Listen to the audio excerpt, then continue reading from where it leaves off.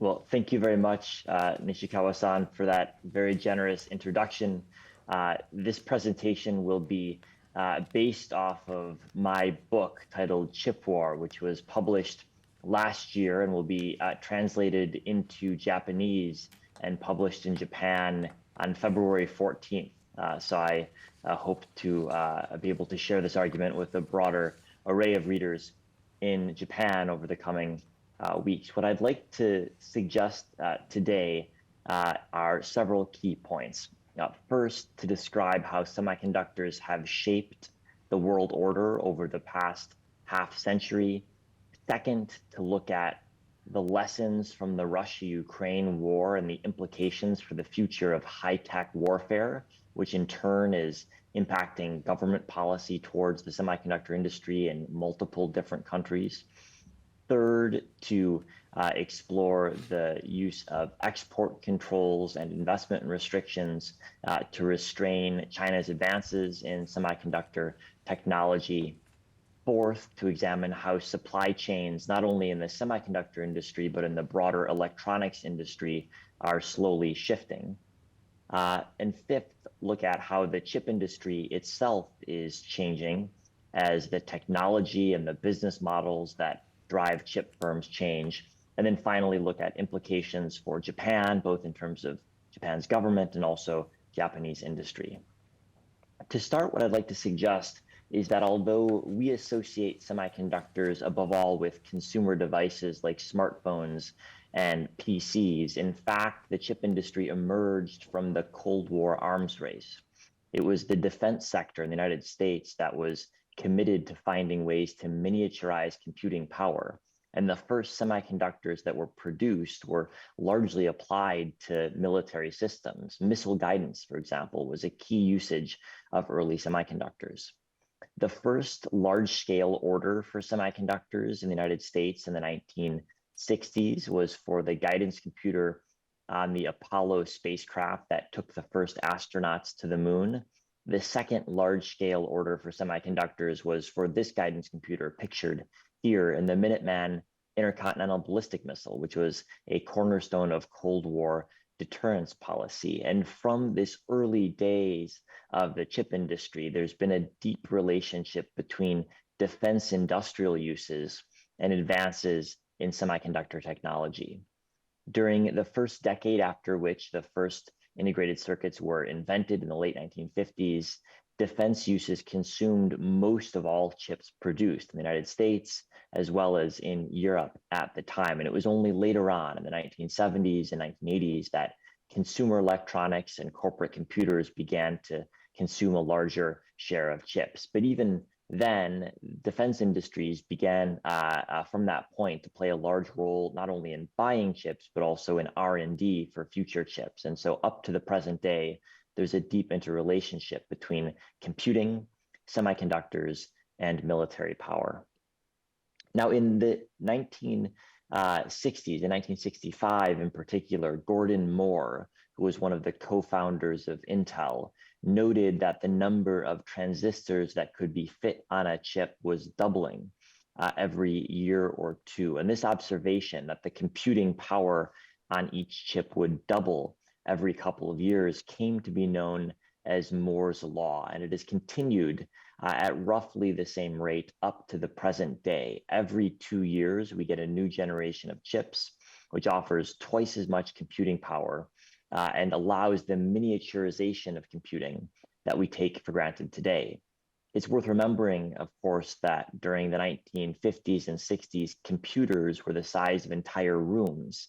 Today, we simply take for granted that computing power can be put in a smartphone or in an Internet of Things device. And that's all made possible by Moore's Law and the shrinkage of transistors that allows more of them to be placed on silicon chips.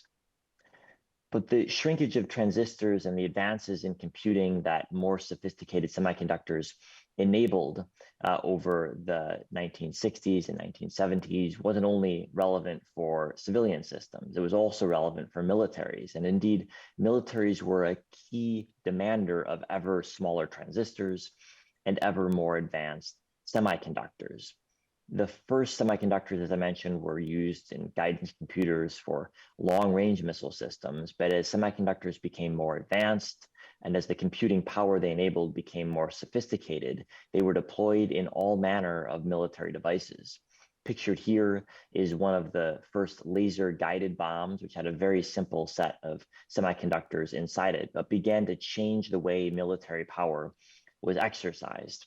In the 1970s, the first precision guided strikes took place during the Vietnam War. And although they had no impact on that conflict, it set off a revolution in the way military power was exercised and in the way militaries thought about technology.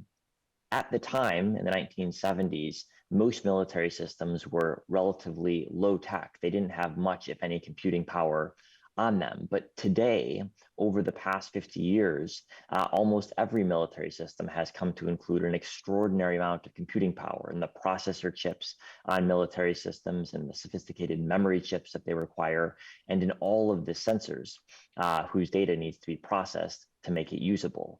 And so today for militaries, there's an extraordinary demand for ever greater increases in computing power and therefore demand for more advanced semiconductors. And you see this trend visibly made clear in the Russia-Ukraine war, which has highlighted the extent to which communications, sensors, and precision-guided munitions continue to transform the way wars are fought. And many of the key tactics that have worked for Ukraine in this war stem in no small part from capabilities produced by semiconductors.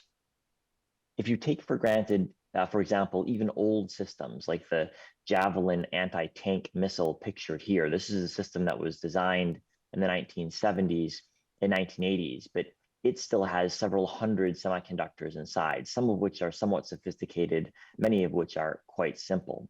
But as newer military systems are brought online, they have more semiconductors inside, and more importantly, they have more advanced chips undertaking their guidance, their sensing, all of the computing needs they have. If you look, for example, at Ukraine's military tactics over the last 12 months of conflict, what you find is that Ukraine has leaned very heavily on high-tech military systems, not only weapon systems, but also communication system and cyber defenses that have been enabled by advances in computing power.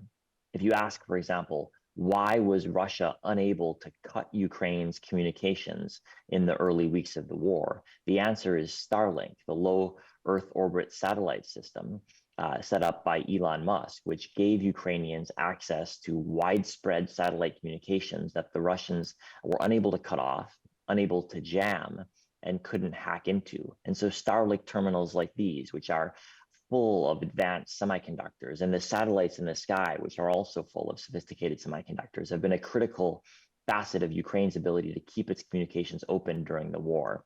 And militaries today face incredible demand for communications, difficulty in communicating over long distances amid jamming from their adversaries. And so it's more important than ever to have advanced communication systems enabled by semiconductors in modern warfare. And the Ukrainians have shown this very clearly. If you look also at the HIMARS precision-guided missiles that the United States and several other countries have given to Ukraine, this also demonstrates the importance of computing and sensing capabilities in modern warfare. It's not only that these missiles can strike targets several hundred miles away with a fair amount of precision, it's also that the United States and other countries are giving Ukraine an extraordinary amount of signals intelligence collected by satellites and other signals intelligence collection mechanisms that's been processed and given to Ukrainians who receive a coordinate of a potential Russian target. All they need to do is enter it into the guidance computer of the HIMARS system, press a button, and the missile flies and does the rest of the work for them. This is computerized warfare, and it wouldn't be possible without semiconductors. Similarly, if you look at Ukraine's cyber defenses, you find that advanced computing capabilities are at the core of why Ukrainian computer systems have largely stayed online, despite what we now know is a pretty extensive set of Russian cyber attacks. In the early days of the war, Ukraine moved almost all of its government data onto cloud computing systems defended by Microsoft and by Google.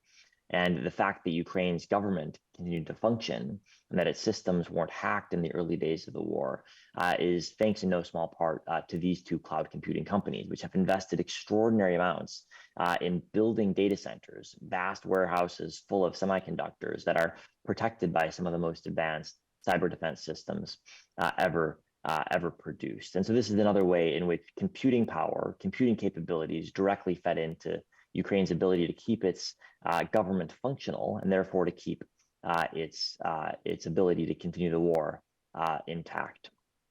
If you look at the future of warfare, the way it's envisioned by policymakers in Washington or also policymakers in Beijing, you find that defense planners today are envisioning battlefields of the future relying even more on sensors, even more on communications capabilities, and even more on computing power.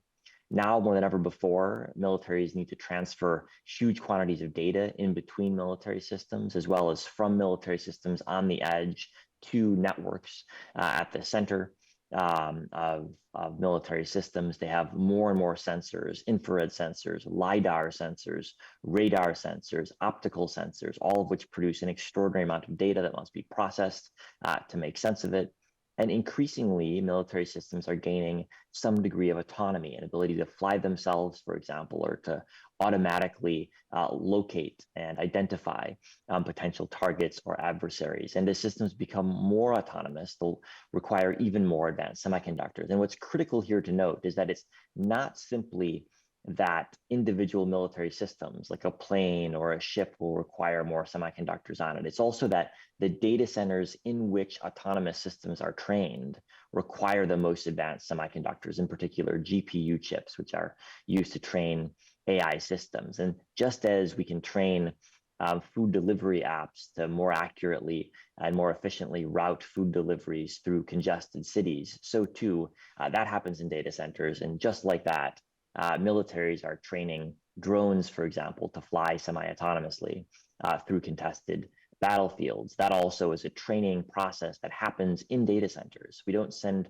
drones around and see where they crash, learn from the effects of that, and try to tweak the algorithm afterwards. The algorithm is automatically improved by testing in data centers, and the more advanced semiconductors you have in your data center, the more capable you are of training systems. Now, the United States, this is a visualization here from DARPA, the Defense Department's R&D arm, as to how they envision future warfare. But the United States is far from alone in thinking seriously about semi-autonomous military systems or in developing more capable drones that have semi-autonomous flight capabilities and also sensor capabilities. Here's one such drone from China, which has a concept in its military called military intelligentization, which refers to the application of artificial intelligence to military systems. And these systems also must be trained in vast data centers full of the most advanced semiconductors. Because there's a inevitable relationship between computing technologies, intelligence capabilities, and military power, the accelerating geopolitical confrontation between China and its neighbors has inevitably involved computing technologies too. And over the past several years, a number of countries led by the United States have imposed new restrictions on investment into China, on the transfer of information or workers into China, and on the export of certain types of chips and machines into China. Now, today, the Chinese government is spending very heavily trying to boost its chip industry, but it actually plays a relatively small role in the semiconductor value chain. Most advanced semiconductors don't require any significant inputs from China. If you want to make an advanced chip today, you need machine tools, materials, designs, and software from the Netherlands, from Japan, from the United States, and fabrication capacity in Taiwan or in Korea. China plays a role in lagging edge, less sophisticated semiconductors, but is not that important on the leading edge. And in particular, China's very reliant on imported machine tools from Japan, from the United States, and from the Netherlands. But China's spending very heavily, tens of billions of dollars a year when you add up the national level spending as well as provincial and local government spending, trying to help build a self-sufficient, or at least less dependent chip industry in China. Since 2014, Chinese leaders like President Xi Jinping have identified semiconductors as a core priority of China's economic policy, and the government has been focused on this issue since then. The substantial government spending that's coming from China to subsidize chip making is leading to a very meaningful build out in capacity to produce lagging edge, less sophisticated chips in China. But China is still highly dependent on importing advanced chips from other countries, in particular from Taiwan and from South Korea, which is why China spends roughly as much money importing semiconductors each year as it spends importing oil. And this dependence on foreign countries for advanced chips is likely to continue, at least for the foreseeable future. Because today, when you look across the supply chain, China is tremendously reliant on imported machine tools, imported chemicals, imported designs, imported chip design software from other countries, especially the United States, Japan, and the Netherlands. And in this context of extreme import dependence, it's very difficult for China to build a self-sufficient supply chain, as many Chinese policymakers have said that they want to do. The rest of the world, however, also has certain reliances that are worth noting. If you want to make an advanced semiconductor today, you, in almost all cases, find yourself reliant on one of just two countries to produce that semiconductor. Today, when you look at the most advanced processor chips, around 90% of them are produced in Taiwan by TSMC, the Taiwan Semiconductor Manufacturing Company. These are the types of chips that go in smartphones, in PCs, in data centers, and telecoms infrastructure. The other 10% is produced by Samsung of South Korea. These two countries, just a couple of facilities in these two countries, produce almost all of the world's most advanced processor chips. And as tensions rise between China and Taiwan, the concentration of chip making capability at the cutting edge in Taiwan is a growing source of concern in many different countries. However, simultaneous to that, the United States, looking at rising Chinese capabilities, which have indeed risen, though they remain far behind the cutting edge, have imposed strict export controls on a number of key Chinese companies like YMTC, the leading Chinese memory company, SMIC, the leading Chinese foundry, trying to slow the technological advance of these two firms by limiting their ability to acquire US tools or software. Alongside escalating tension and uncertainty about the regulatory environment, other countries' chip firms have also been changing their investment patterns in China. For example, SK Hynix of South Korea has reportedly halted any upgrades of certain chip-making facilities in China, given the regulatory uncertainty and the lack of clarity about whether it will be able to upgrade those facilities in the future. For China, however, the challenge, the question is how it can adapt to this new world of export controls and this new world of being cut out from leading edge chip making. If you look historically, nations that have caught up in semiconductor manufacturing, like TSMC in Japan or like Samsung in South Korea, they've done so by integrating very deeply into semiconductor supply chains internationally.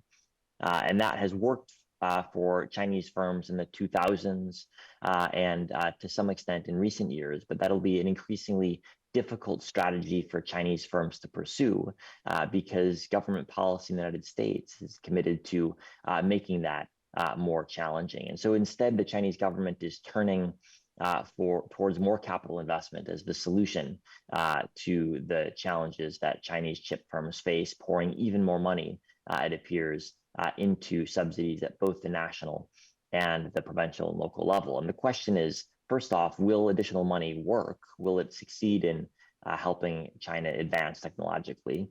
And second, can China sustain the truly tremendous amount of funds that will be needed to be spent over the next decade if China is going to try to make an effort to domesticate a cutting edge supply chain?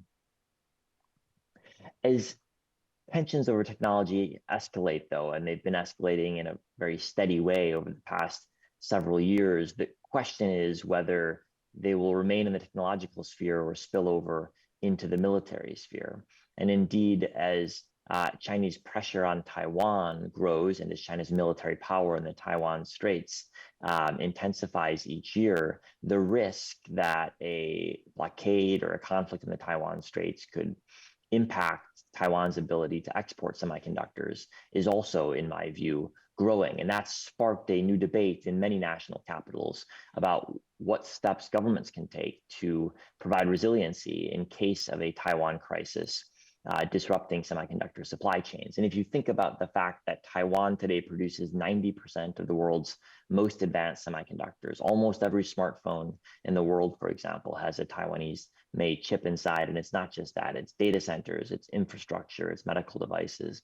Any disruption to chip supply in the Taiwan Straits would be dramatically costly for every country in the world, because every country is reliant on chips made in Taiwan.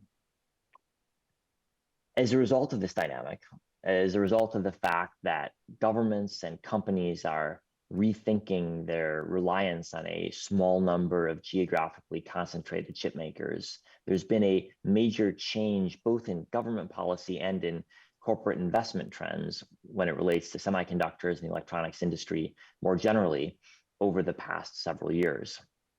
In the United States, there's been several major pieces of legislation passed, the most important of which is the Chips and Sciences Act, which is devoting $40 billion to manufacturing incentives, as well as over $10 billion to R&D, trying to reduce the cost gap between producing in the United States and producing in lower cost locations like Taiwan or South Korea. And in the semiconductor industry, cost differentials between facilities are in many cases largely driven by tax policy differentials, because the machine tools you need in a chip making facility are the same the world over. Labor cost differentials are not all that significant because there's a relatively small number of workers in a chip making facility, and in any country, they have to be reasonably well paid given how specialized and well educated they are. And so a key explanation of cost differentials in terms of manufacturing in one country versus manufacturing in another country is tax policy. And the CHIPS Act is intended to make US tax policy more generous and to provide incentives to make it more competitive to produce semiconductors in the United States. And the goal is supply chain resilience. This is an insurance policy in case something goes wrong in the Taiwan Straits. Simultaneously, DARPA, the Defense Department's R&D arm, has launched an electronics resurgence initiative funding cutting edge chips beyond the time horizon that companies are able to fund. And similarly, as mentioned before, the Commerce Department has imposed new controls on transfer of technology to China. All of this is intended to do two things. First, to consolidate leadership in semiconductor technology in the United States and allied countries like Japan and the Netherlands.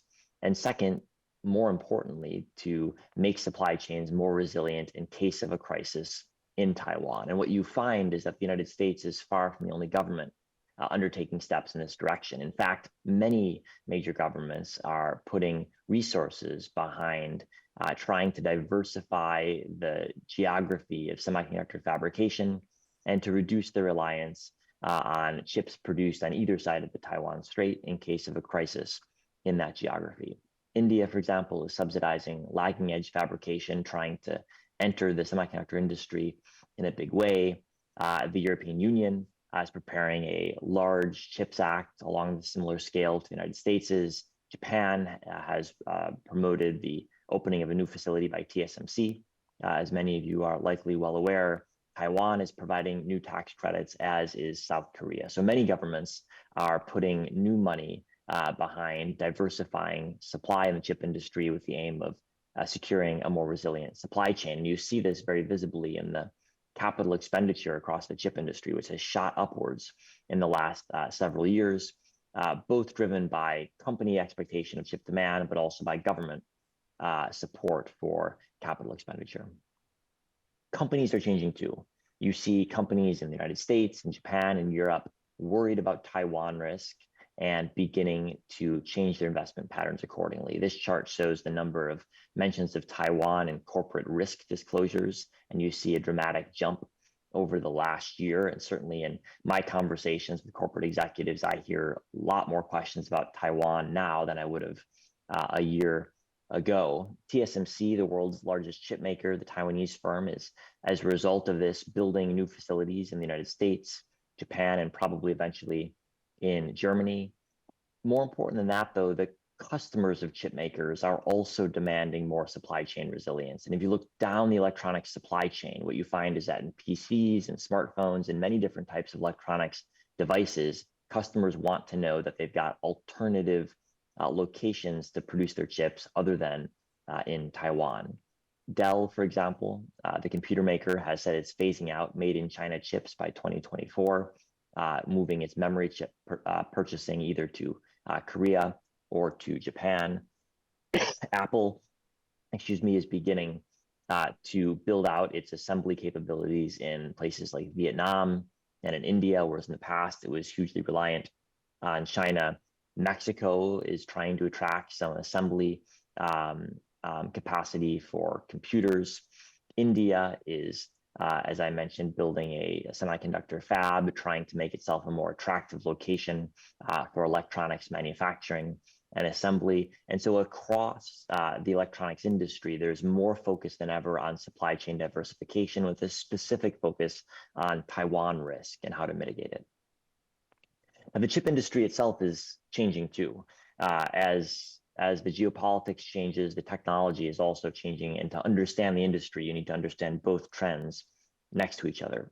One big shift is that Moore's law is beginning to change. It used to provide a doubling of computing power every year alongside a cheaper average cost per transistor. And that is no longer the case. It's now the case that we must pay for additional increases in computing power. And over the past several nodes, the past several stages of advancing semiconductor production, costs have not declined, which means that in the longer run, it will become more expensive to acquire advanced computing capabilities. Similarly, designing chips today is getting more expensive, and today it can cost $500 million to design a cutting-edge chip at the 5 nanometer, and it'll cost even more than that at the 3 nanometer node, which means that it's hard for a large number of companies to find it cost effective to design cutting edge chips. And as cost of design rises, this will also have the effect of concentrating the industry and potentially, if costs keep rising, deterring innovation.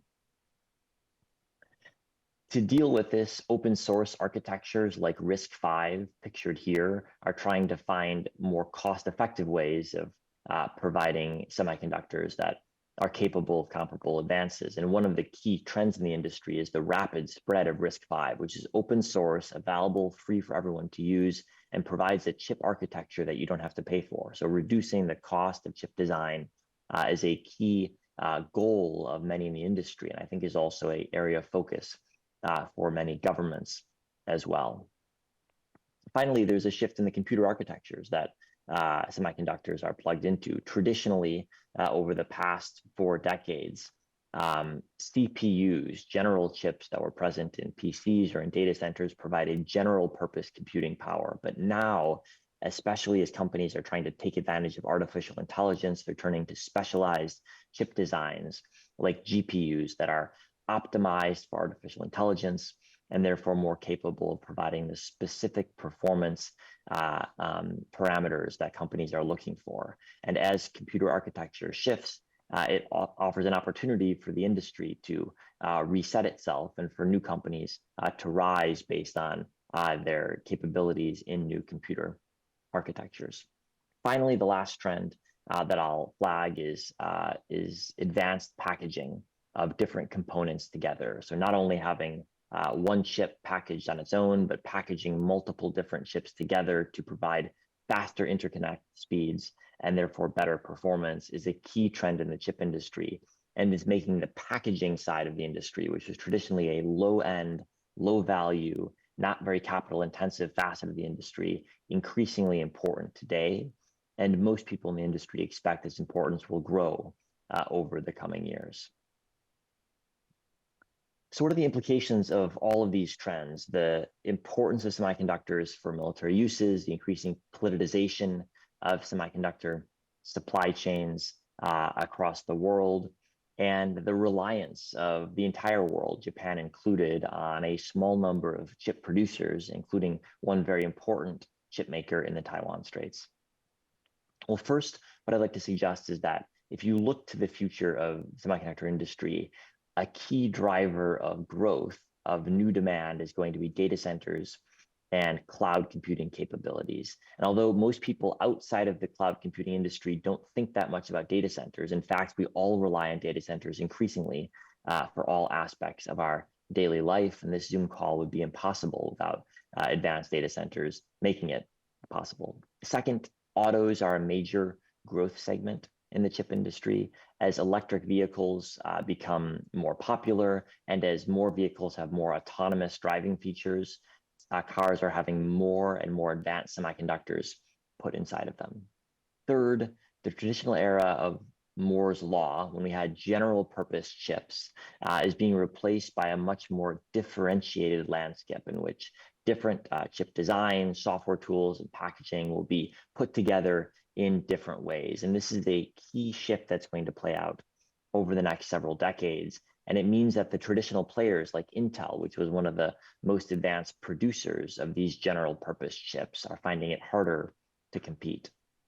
Finally, tech firms, both in the semiconductor space and their customers in the electronics industry, are finding that they have to adapt to these technological shifts while simultaneously de-risking supply chains from excessive dependence on China and Taiwan. And this is proving expensive and difficult for tech firms, but also increasingly perceived to be necessary as risks around Taiwan grow, but also as the chip industry remains today very heavily concentrated in the Taiwan Straits. So with those comments, I will wrap up my presentation, but I look forward to the discussion that will follow. Thank you.